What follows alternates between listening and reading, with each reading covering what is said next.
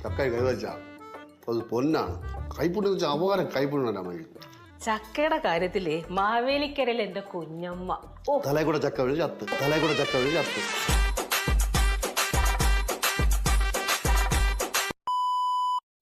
ശരിടാ, okay okay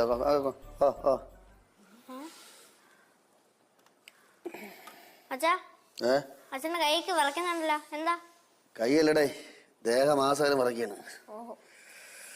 Dilu, അതെ നീയേ ഞാനൊരു കാര്യം പറയാം. പക്ഷെ തിരിച്ചെന്താണ് കാര്യം നീ ചോദിക്കത്തില്ല. എന്താ കാര്യം?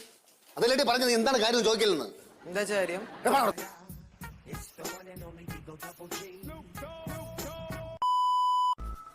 ഇത് ഒരു മാഗസീനും ഞാൻ കവിത എഴുതിയൊരു ബുക്കാണ്. ഈ ബുക്കും കൊണ്ടാണ് ഞാൻ പോയത്. അപ്പം അവിടെ ചെന്നപ്പോഴത്തേക്കും ഈ ബുക്കിലെ കവിതയൊക്കെ മിസ് വായിച്ചു. എന്നിട്ട് മിസ് എന്റെ അടുത്ത് എന്താ പറഞ്ഞതെന്നറിയോ? മേല ഇത് ആവർത്തിക്കരുതെന്നല്ലേ.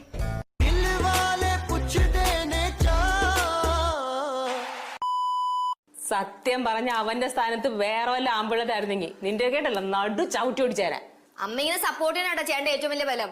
എന്റെ അമ്മ ചേട്ടനെ അറിയണില്ല, ചേട്ടന്റെ കാൽച്ചോട്ടിൽ മണ്ണ് ഒലിച്ചു പോണത്. ആ ചെരിപ്പിടുന്നോണ്ടായിരിക്കും.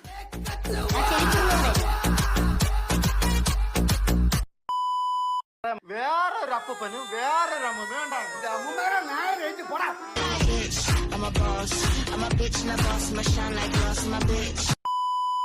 എന്നെ കുഞ്ഞാപ്പിന്ന് വിളിച്ച ആരെയും വിളിച്ച കല്യാണം ഇവിടെയാണ് ഞാൻ നോക്കുന്നത്. ഞാൻ അറിയ മക്കളെ ഇല്ല ചാച്ചനെ കുഞ്ഞാപ്പിന്ന് വിളിക്കൂല. കല്യാണ ലെറ്റർ എഴുതിയ കുഞ്ഞാപ്പിന്ന്, നിന്റെ അച്ഛൻ കുഞ്ഞാപ്പിന്ന് എഴുതി കല്യാണ ലെറ്ററല്ലേ.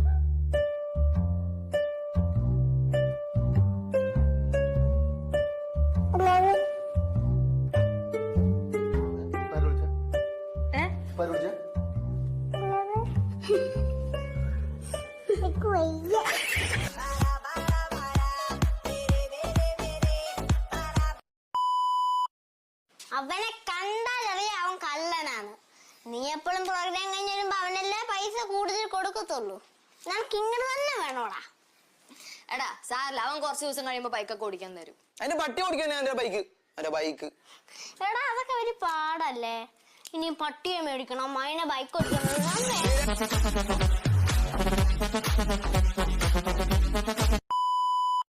ചേട്ടൻ പറയണ ചേട്ടന്റെ അടുത്ത് അവരെന്തോന്ന് പറഞ്ഞു കഴിഞ്ഞാൽ ചേട്ടൻ മോളെ കൊണ്ട് ഐസ്ക്രീം ചോക്ലേറ്റ് മേടിച്ചരാ.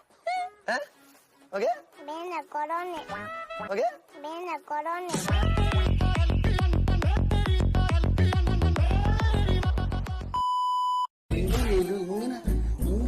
മര്യാദക്ക് ചോദിച്ചില്ലേ, ഇങ്ങനെ ചോദിക്കട്ടെ കൊച്ചിനെ അടുത്ത്. കരയല്ലേ പൂജ? പൂജ മോളെ എന്തിനാ കരയണേ? അച്ഛൻ ചോദിക്കുന്ന കേട്ടില്ലേ, എന്തിനാണ് കരയണേ? മോളാണ്